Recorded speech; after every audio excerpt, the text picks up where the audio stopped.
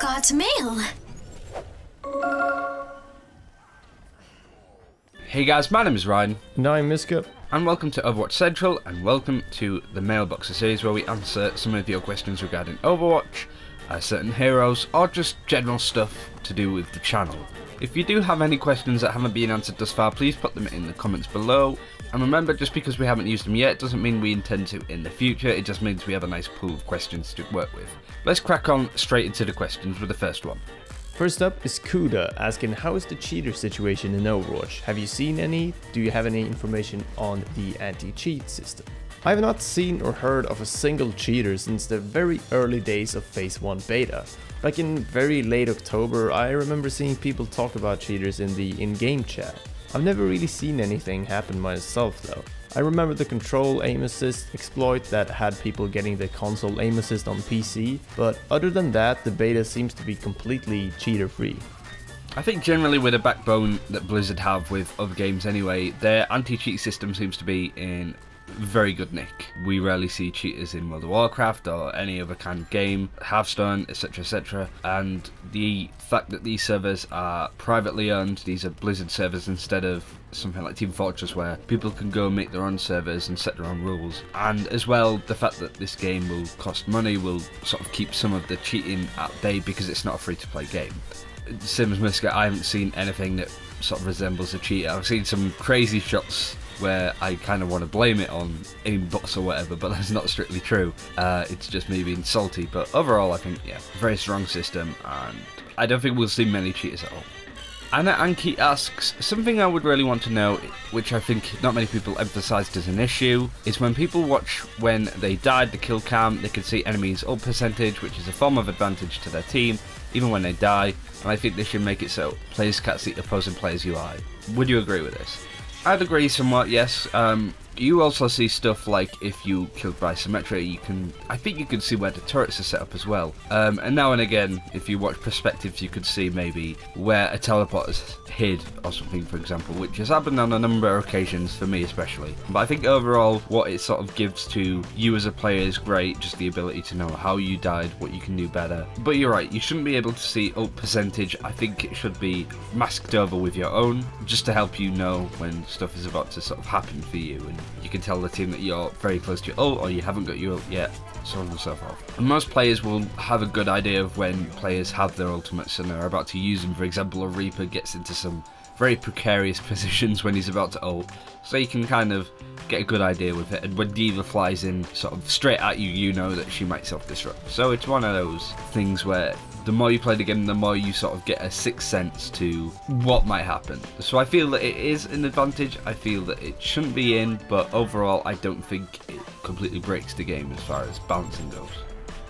I'm not actually sure if Blizzard are meaning to keep this in the game or not. It's hard to tell. Whilst it gives away some info, it's also an interesting way of giving away a bit of helpful information and adds another level of depth to the game. I can relate to it a bit from playing Dota 2.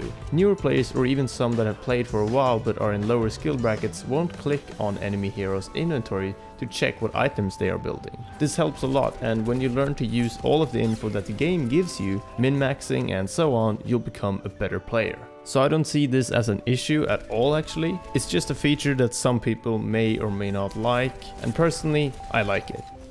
Ryan Anderson asks, in your experience with Blizzard games and other games that are similar, how often do you think they will add new heroes to Overwatch? To be completely honest, I don't think that even Blizzard have decided at this point. They probably have some ideas in terms of spreading out content updates, so I can't say much about that, but what I can do is tell you about what I would like to see.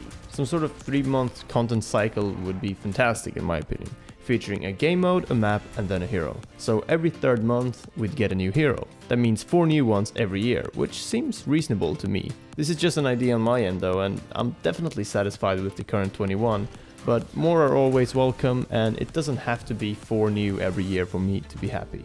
I guess the point that we'll find out more information is BlizzCon. I do feel that it's going to be 21 heroes up until then. I think probably for a good year or so it might be 21 heroes, but BlizzCon I feel that they will go this is what we're working on. These are the heroes that you will see in the future. We're still working on them. You know, kind of like Heroes of the Storm did last year. They announced heroes like Tracer, Cho'Gall, Greymane. Didn't release them straight away, but it's like this is what they're working on. This is what they can do. We're just fine tuning it and putting them out frequently enough that it doesn't get stale. And I think that's a really good way to go about it. But considering there's going to be new skins and stuff added, so long as they keep adding stuff once a month, I feel that's a good amount of time. For the next question, it's a mix of a lot of things. We get a lot of questions about Overwatch on consoles, so we thought we'd quickly sum up everything we know about it. So we know that it's coming. It's coming on Xbox One and PlayStation 4. We don't really know much more than that. The release date is global, meaning that consoles will launch at the same time as PC, according to the info that we have so far, and at this point in time, consoles aren't part of the Overwatch closed beta, most likely due to Battle.net not being a full-blown sort of system on consoles that they can use. I don't think we're going to see it on console. As well, the console graphics will probably look similar to PC. Overwatch on high/medium settings, which is still pretty good, judging on how other FPS game console ports tend to work. There isn't really much info on competitive Overwatch in terms of the platform. We're most likely going to see it on PC, but you know, we have been given so little information about console that it's hard to say. There probably will be tournaments thereabouts, but we don't know the involvement, who's going to be involved and stuff like that. So I guess just sort of keep your ear to the ground. Once we get information, we will let you know, but at this moment in time, it's radio silence regarding that. Jamie Vargas asks, will Ryan and Miska eventually have separate channels, and will you guys make an Overwatch central place where you do matches but have commentary done while you're playing, so it's not like on second thought? Because I would like to see that. We think a lot about the future of the channel and where we want to take it. Mostly we write down ideas and plan for future video series, and maybe not so much about creating a second or separate channel. We're very happy with our current situation, and I don't think our channel is big enough for another affiliated one to be justified just yet. It's impossible to tell how little or how much our channel will grow in the coming months, but starting a separate channel probably won't happen for quite a while. However, the type of content you see on the channel will change quite a lot, but we'll still focus on uploading something for everyone. So right now, for example, we have these more casual videos like the loot box opening video, and if you don't like that, we have more tightly scripted and less casual content like our top 5 videos and map showcases. The future of the channel will be similar to that, but focusing more on helping people get better at the game and create a better gameplay experience together, rather than sharing our experience with the beta and providing you all with news and discussion content, which is what we're doing right now. And that's it for this video. Thank you very much for watching. Be sure to add your questions if you haven't experienced them in the comments below. If you want to put your question again, that's fine.